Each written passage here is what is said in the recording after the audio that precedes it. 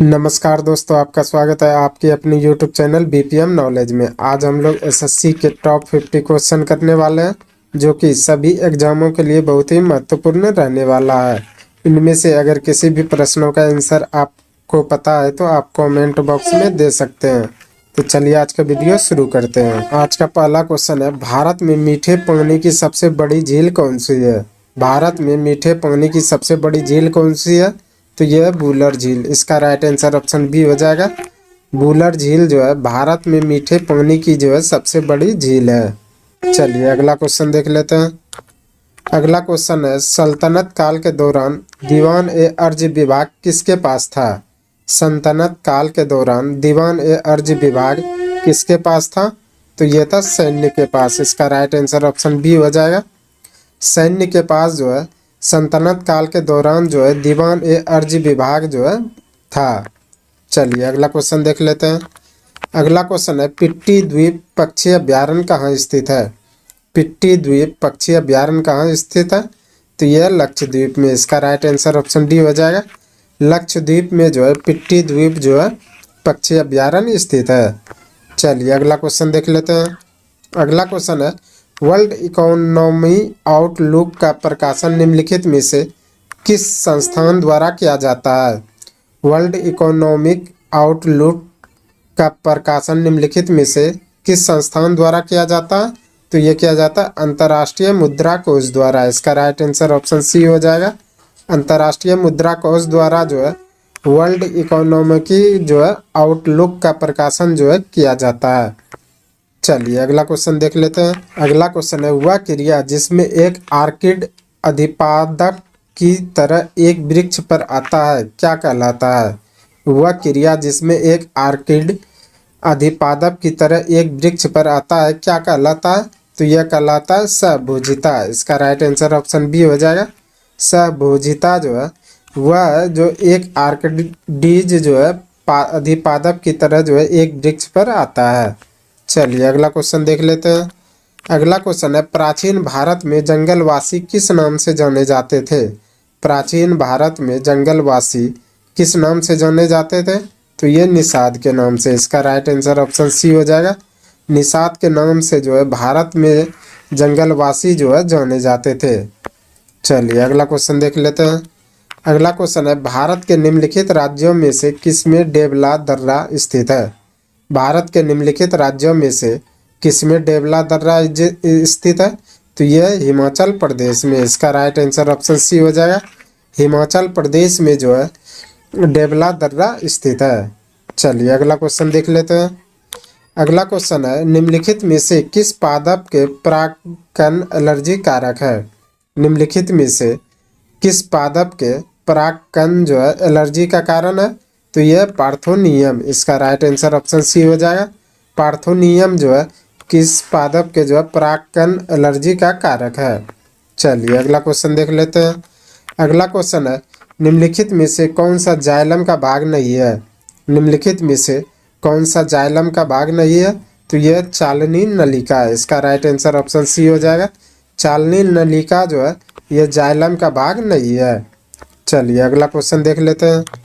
अगला क्वेश्चन है, कौन सा क्षेत्र भारत का जैव विविधता हॉट स्पॉट का जो है प्रतिनिधित्व करता है? कौन सा क्षेत्र भारत का जैव विविधता हॉट स्पॉट का जो है प्रतिनिधित्व करता है? तो ये करता है पश्चिमी घाट। इसका राइट आंसर ऑप्शन डी हो जाएगा। पश्चिमी घाट जो है भारत का जैव विविधता हॉट स्पॉट का जो है प्रतिनिधित्व करता है। चलिए अगला क्वेश्चन देख लेते हैं। अगला क्वेश्चन है, कैप्रोलैक्टम का उपयोग किसके निर्माण के लिए किया जाता है? कैप्रोलैक्टम का उपयोग किसके निर्माण के लिए किया जाता है? तो ये किया जाता है नायलॉन 6 के लिए। इसका राइट आंसर ऑप्शन ए हो जाएगा। नायलॉन 6 के लिए जो है कैप्रोलैक्टम का उपयोग जो है किया जाता है। चलिए अगला क्वेश्चन देख लेते हैं। अगला क्वेश्चन है, स्वैनथिलिंग कप किस खेल से संबंधित है? स्वैनथिलिंग कप किस खेल से संबंधित है? तो यह टेबल टेनिस से। इसका राइट आंसर ऑप्शन डी हो जाएगा। टेबल टेनिस से जो है स्वैनथिलिंग कप जो है संबंधित है। चलिए अगला क्वेश्चन देख लेते हैं। अगला क्वेश्चन है, किस लेंस का उपयोग करके मानव आंख की मायोपिया समस्या को ठीक किया जाता है? किस लेंस का उपयोग करके मानव आंख की मायोपिया समस्या को ठीक किया जा सकता है? तो ये अवतल लेंस का प्रयोग करके। इसका राइट आंसर ऑप्शन बी हो जाएगा। अवतल लेंस का प्रयोग करके जो है मानव आंख की मायोपिया समस्या को जो है ठीक किया जा सकता है। चलिए अगला क्वेश्चन देख लेते हैं।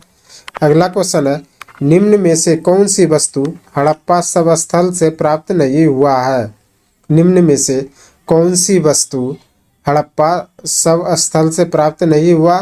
तो ये सूती वस्त्र। इसका राइट आंसर ऑप्शन सी हो जाएगा। सूती वस्त्र जो है हड़प्पा शवस्थल से प्राप्त नहीं हुआ है। चलिए अगला क्वेश्चन देख लेते हैं। अगला क्वेश्चन है, निम्न श्रेणियों में से कौन सी पश्चिमी घाट का भाग नहीं है? निम्न श्रेणियों में से कौन सी पश्चिमी घाट का भाग नहीं है? यह कॉमेट। इसका राइट आंसर ऑप्शन डी हो जाएगा। कॉमेट जो है यह पश्चिमी घाट का भाग नहीं है। चलिए अगला क्वेश्चन देख लेते हैं। अगला क्वेश्चन है, किस वर्ष में केंद्र सरकार ने रेल बजट को आम बजट के साथ मिला दिया? किस वर्ष में केंद्र सरकार ने रेल बजट को आम बजट के साथ मिला दिया गया? तो ये 2017 में। इसका राइट आंसर ऑप्शन डी हो जाएगा। 2017 में जो है केंद्र सरकार ने रेल बजट को आम बजट के साथ जो है मिला दिया गया। चलिए अगला क्वेश्चन देख लेते हैं। अगला क्वेश्चन है, कृष्णदेव राय ने अपनी माता के नाम पर विजयनगर के समीप किस उपनगर की स्थापना की? कृष्णदेव राय ने अपनी माता के नाम पर विजयनगर के समीप जो है किस उपनगर की जो है स्थापना की? तो ये की थी नागलपुरम। इसका राइट आंसर ऑप्शन डी हो जाएगा। नागलपुरम की जो है स्थापना जो है कृष्णदेव राय ने अपनी माता के नाम पर जो है विजयनगर के समीप जो है स्थापना की थी। चलिए अगला क्वेश्चन देख लेते हैं। अगला क्वेश्चन है, एक गैस CaO के साथ क्रिया करती है परंतु NaHCO3 के साथ नहीं करती। यह गैस कौन सी है? एक गैस CaO के साथ क्रिया करती है परंतु NaHCO3 के साथ जो है क्रिया नहीं करती। यह गैस कौन सी है? तो यह Cl2। इसका राइट आंसर ऑप्शन बी हो जाएगा। Cl2 गैस जो है यह जो है CaO के साथ तो क्रिया करती है परंतु NaHCO3 के गैस के साथ जो है क्रिया नहीं करती है। चलिए अगला क्वेश्चन देख लेते हैं। अगला क्वेश्चन है, भारत के नियंत्रक एवं महालेखा परीक्षक को उसके पद से हटाने की प्रक्रिया नियम किसके समान है? भारत के नियंत्रक एवं महालेखा परीक्षक को उसके पद से हटाने की प्रक्रिया नियम किसके समान है? तो यह उच्चतम न्यायालय के न्यायाधीश के समान। इसका राइट आंसर ऑप्शन सी हो जाएगा। उच्चतम न्यायालय के न्यायाधीश के समान जो है भारत के नियंत्रक महालेखा परीक्षक का जो है उसके पद से हटाने की जो है प्रक्रिया समान है। चलिए अगला क्वेश्चन देख लेते हैं। अगला क्वेश्चन है, शब्द सेरीकल्चर किससे संबंधित है? शब्द सेरीकल्चर किससे संबंधित है? तो यह रेशम से। इसका राइट आंसर ऑप्शन डी हो जाएगा। शब्द सेरीकल्चर का संबंध जो है रेशम से है। चलिए अगला क्वेश्चन देख लेते हैं। अगला क्वेश्चन है, निम्नलिखित में से कौन सी विश्व की सबसे हानिकारक जलीय खरपतवार है? निम्नलिखित में से कौन सी विश्व की सबसे हानिकारक जलीय खरपतवार है? तो यह आइकोर्निया। इसका राइट आंसर ऑप्शन ए हो जाएगा। आइकोर्निया जो है यह विश्व की सबसे हानिकारक जलीय जो है खरपतवार है। चलिए अगला क्वेश्चन देख लेते हैं। अगला क्वेश्चन है, निम्न में से कौन सा देश सार्क का सदस्य नहीं है? निम्न में से कौन सा देश सार्क का सदस्य नहीं है? तो ये ईरान। इसका राइट आंसर ऑप्शन सी हो जाएगा। ईरान जो है यह सार्क का सदस्य नहीं है। चलिए अगला क्वेश्चन देख लेते हैं। अगला क्वेश्चन है, किस मुगल सम्राट के शासनकाल में मुगल दरबार बाहर तस्लीमा और जमीन बोझ लागू किए गए थे? किस मुगल सम्राट के शासनकाल में मुगल दरबार बाहर तस्लीमा और जमीन बोझ लागू किए गए थे? तो ये शाहजहां के शासनकाल में। इसका राइट आंसर ऑप्शन सी हो जाएगा। शाहजहां के शासनकाल में जो है मुगल दरबार बाहर तस्लीमा और जो है जमीन बोस लागू किए गए थे। अगला क्वेश्चन है, पाचन तंत्र द्वारा उत्पादित अम्ल कौन सा है? पाचन तंत्र द्वारा उत्पादित अम्ल कौन सा है? तो ये हाइड्रोक्लोरिक अम्ल है। इसका राइट आंसर ऑप्शन सी हो जाएगा। हाइड्रोक्लोरिक अम्ल जो है यह पाचन तंत्र द्वारा उत्पादित अम्ल है। चलिए अगला क्वेश्चन देख लेते हैं। अगला क्वेश्चन है, स्वस्थ दृष्टि के लिए कौन सा विटामिन आवश्यक है? स्वस्थ दृष्टि के लिए कौन सा विटामिन आवश्यक है? तो यह विटामिन ए। इसका राइट आंसर ऑप्शन डी हो जाएगा। विटामिन ए जो है यह स्वस्थ दृष्टि के लिए जो है आवश्यक विटामिन है। चलिए अगला क्वेश्चन देख लेते हैं। अगला क्वेश्चन है, संगणक की गति किसमें व्यक्त की जाती है? संगणक की गति किसमें व्यक्त की जाती है? तो ये गीगाहर्ट्ज में। इसका राइट आंसर ऑप्शन ए हो जाएगा। गीगाहर्ट्ज में जो है संगणक की गति जो है व्यक्त की जाती है। चलिए अगला क्वेश्चन देख लेते हैं। अगला क्वेश्चन है, थायराइड किसका अंग तंत्र का भाग होता है? थायराइड किसका अंग तंत्र का भाग होता है? तो ये होता है अंतःस्रावी का। इसका राइट आंसर ऑप्शन सी हो जाएगा।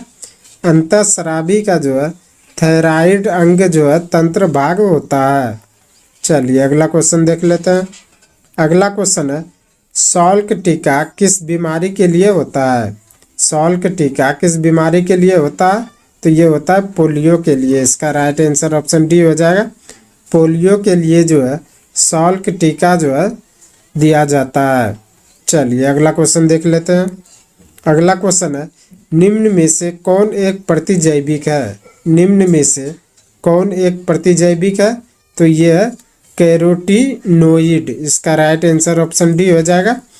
कैरोटीनोइड जो है यह एक प्रतिजैविक है। चलिए अगला क्वेश्चन देख लेते हैं। अगला क्वेश्चन है, वनस्पति घी में क्या होता है? वनस्पति घी में क्या होता है? तो ये होता है एकल असंतृप्त वसा। इसका राइट आंसर ऑप्शन ए हो जाएगा। एकल असंतृप्त वसा जो है यह वनस्पति घी में होता है। चलिए अगला क्वेश्चन देख लेते हैं। अगला क्वेश्चन है, मूत्र का पीएच मान कितना होता है? मूत्र का पीएच मान कितना होता है?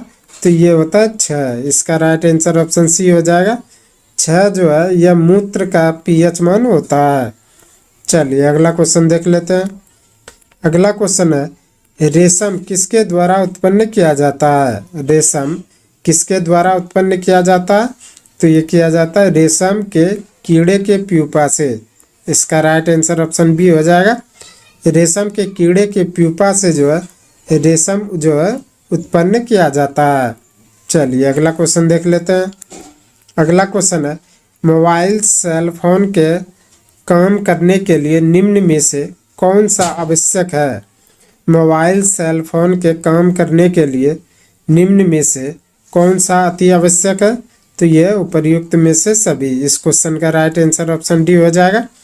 जिसमें कि काम करने में अनुकूल हैंडसेट होना चाहिए, सेवा प्रदाता नेटवर्क भी रहना चाहिए और सिम कार्ड। ये तीनों जो है यह जो है मोबाइल सेल फोन के काम करने के लिए जो है अति आवश्यक होता है। चलिए अगला क्वेश्चन देख लेते हैं।